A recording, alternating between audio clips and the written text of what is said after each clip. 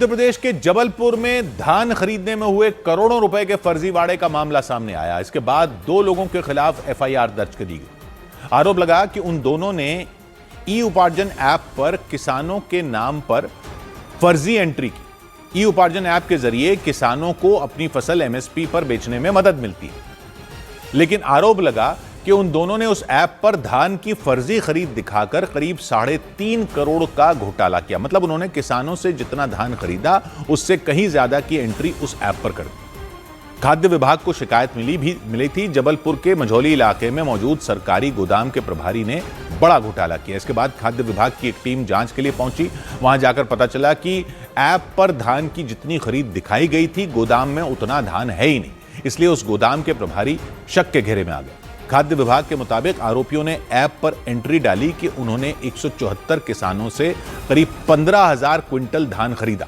धान की कीमत 3.5 करोड़ से ज्यादा बताई गई, लेकिन खाद्य विभाग की टीम ने जब उस गोदाम की तलाशी ली तो वहां धान की बोरियां काफी कम मिली। वहीं जिन बोरियों में 40 किलो धान होना चाहिए था, उन बोरियों में 30-32 किलो ही धान भरा हुआ था, ताकि जांच के दौरान गोदाम में बोरियों की संख्या ज्यादा दिखाई दे। ये सब देखने के बाद जांच टीम ने आरोपियों से पूछताछ की। संबंधित द्वारा स्वीकार भी किया गया कि उनके बाकायदा जो फर्जी किसान हैं उनकी भी सूची उपलब्ध कराई कि हमने एंट्री किया था। बाद में खाद्य विभाग की टीम ने उस गोदाम के प्रभारी और ई उपार्जन ऐप पर एंट्री करने वाले ऑपरेटर के खिलाफ केस दर्ज करवा दिया। उधर पटना में उस वक्त हड़कंप मच गया जब स्कूल की एक छात्रा ने गंगा नदी में कूदने की कोशिश की। वो छात्रा पटना के गांधी सेतु पुल पर बार बार चक्कर लगा रही थी। ये देखकर कुछ महिलाएं उससे सवाल जवाब करने पहुंच गई, लेकिन उसने उनके किसी भी सवाल का जवाब नहीं दिया। नाम क्या है? हम लोग तुम्हें लेने आए हैं। क्या गार्जियन नहीं?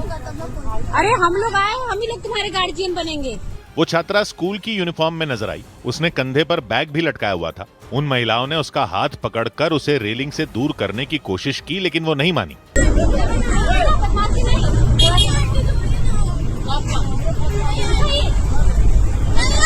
काफी देर की धक्का मुक्की के बाद उस छात्रा को रेलिंग से दूर कर दिया गया। इसके बाद वहां मौजूद पुलिस उस छात्रा को थाने ले गई और वहां उसकी काउंसलिंग की गई। साथ ही पुलिस उसके माता पिता का पता लगाने में भी जुट गई। इधर जम्मू कश्मीर के डोडा में सेना की एक गाड़ी के खाई में गिरने से 10 जवान शहीद हो गए। जानकारी के मुताबिक वो गाड़ी डोडा जिले से ऊंचाई वाली एक पोस्ट पर जा रही थी। तभी अचानक ड्राइवर ने उस गाड़ी पर संतुलन खो दिया और वो गाड़ी सीधे 200 फीट गहरी खाई में जा गिरी। हादसे के बाद वहां अफरा तफरी मच गई। पुलिस की कई टीमें वहां पहुंच गई और घायल जवानों को अस्पताल लेकर गई।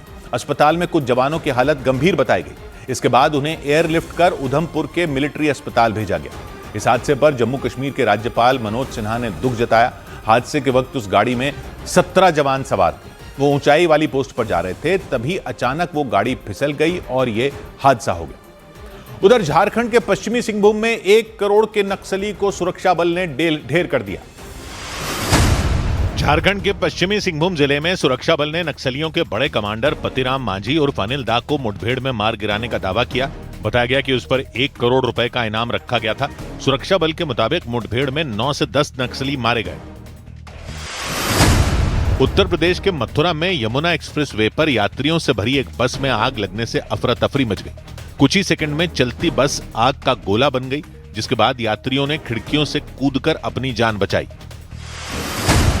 मौसम विभाग ने 23 जनवरी के लिए उत्तराखंड के कई जिलों में बारिश और बर्फबारी का अलर्ट जारी कर दिया। अलर्ट के मुताबिक उत्तरकाशी, रुद्रप्रयाग, चमोली और पिथौरागढ़ जिलों में बर्फबारी हो सकती है। इनके अलावा देहरादून, हरिद्वार, नैनीताल और टिहरी में बारिश की आशंका जताई गई।